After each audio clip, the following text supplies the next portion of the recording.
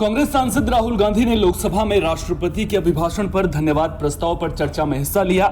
इस दौरान राहुल गांधी ने अडानी अग्निवीर योजना समेत कई मुद्दों को लेकर सरकार को आड़े हाथों लिया। साथ ही राहुल गांधी भारत जोड़ो यात्रा के दौरान अपने अनुभव को साझा करते हुए भी नजर आए। राहुल गांधी ने कहा कि भारत जोड़ो यात्रा के दौरान कांग्रेस पार्टी ने लोगों की बातें सुनी और अपनी बातें लोगों के सामने रखी। राहुल गांधी ने कहा कि जब भारत जोड़ो यात्रा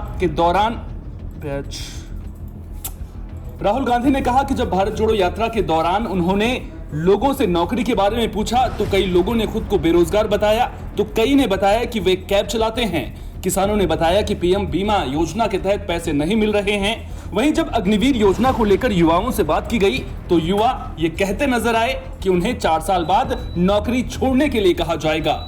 राहुल ने कहा कि सेवानिवृत्त अधिकारियों को लगता है कि अग्निवीर योजना सेना से नहीं आई है और एनएसए अजीत डोभाल ने सेना पर इस योजना को लागू किया है।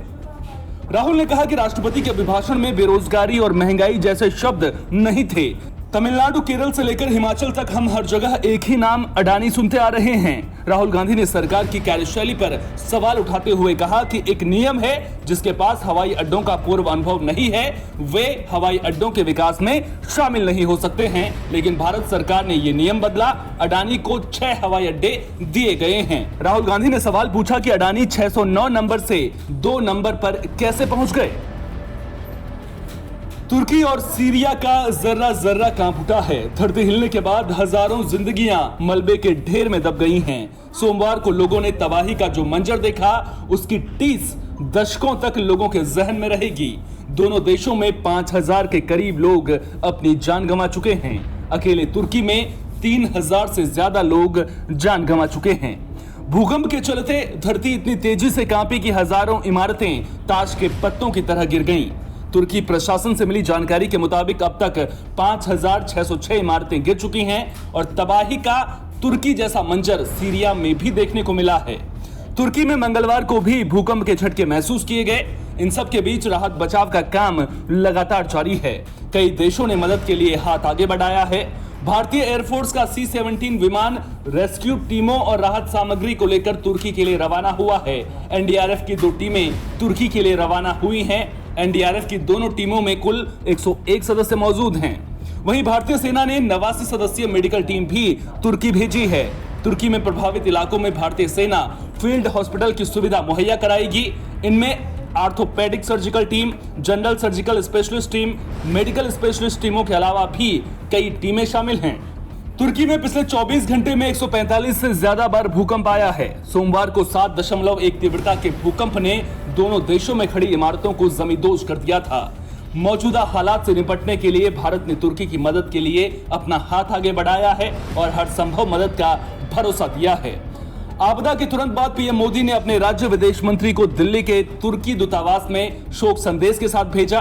भारत ने तुर्की के राजदूत फिरात सुनेल से अपनी संवेदनाएं व्यक्त की और तुर्की को हर संभव मदद देने का भी वादा किया।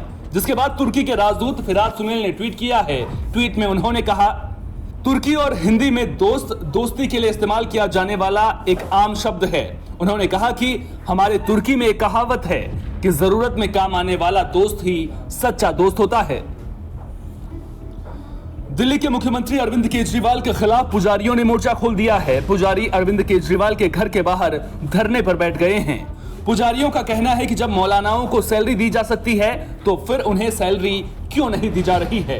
वक्फ बोर्ड को देने के लिए केजरीवाल के पास 100 करोड़ हैं और मौलवियों को देने के लिए 9 करोड़ हैं, लेकिन हिंदू पुजारियों को देने के लिए कुछ भी नहीं है।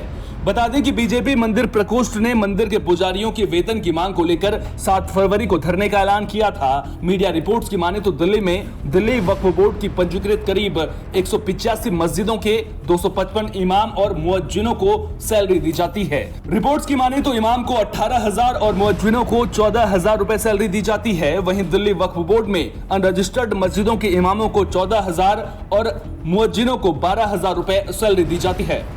लुधियाना कोर्ट परिसर में फायरिंग का मामला सामने आया है। कोचर मार्केट में लुधियाना जिला अदालत के बाहर कई राउंड गोलियां चली। ताबड़तोड़ फायरिंग के बाद इलाके में अफरा तफरी मच गई। दरअसल 2 युवकों ने कचहरी परिसर में ताबड़तोड़ गोलियां चलाई और फिर मौके से फरार हो गए। फायरिंग में 2 लोग घायल हुए हैं, जिन्हें इलाज के लिए लुधियाना के सिविल हॉस्पिटल में दाखिल किया गया है। सीपी सुमित सूद से मिली जानकारी के मुताबिक शुरुआती जांच में नशा तस्करी को लेकर विवाद की बात सामने आ रही है। फिलहाल पुलिस सीसीटीवी फुटेज के जरिए दोनों बदमाशों तक पहुंचने में जुट गई है।